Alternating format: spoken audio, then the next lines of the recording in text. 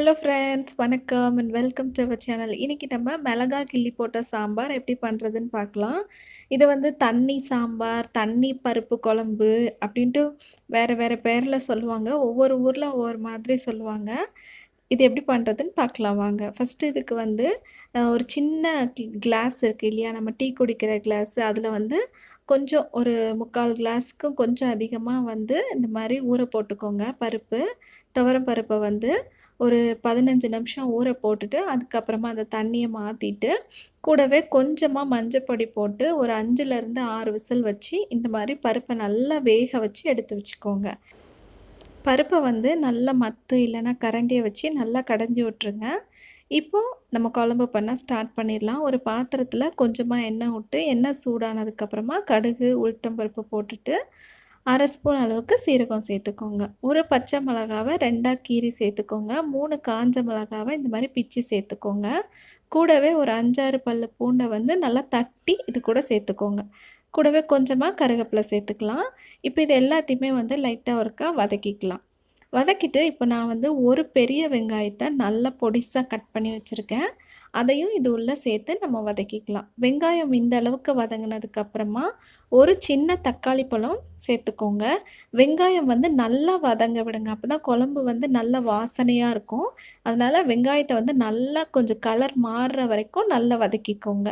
கூடவே கொஞ்சம் தக்காளி வந்து நல்லா வதங்குறதுக்காக உப்பு சேர்த்து வதக்கிக்கோங்க. தக்காளி வந்து நல்லா மசிஞ்சு வர வரைக்கும் நம்ம இதை நல்லா வதக்கிக்கலாம்.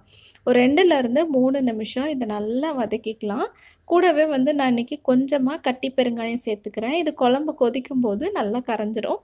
உங்ககிட்ட தூள் பெருங்காயம் இருந்துச்சுன்னா நீங்கள் வந்து பொடி பெருங்காயம் கூட சேர்த்துக்கலாம். இப்போ இந்த வெங்காயம், தக்காளி எல்லாமே நல்லா வதங்கினதுக்கப்புறமா நம்ம நல்லா வேக வச்சு நல்லா கடைஞ்சி எடுத்து வச்சுருக்கோம் இல்லையா பருப்பு, அதை வந்து இது கூட நம்ம சேர்த்துக்கலாம். இப்போது பருப்பு வந்து கொஞ்சம் கட்டியாக இருக்கும். அதனால் நம்மளுக்கு வந்து குழம்பு எந்த அளவுக்கு தண்ணியாக வேணுமோ அந்த அளவுக்கு தண்ணி சேர்த்துக்கோங்க.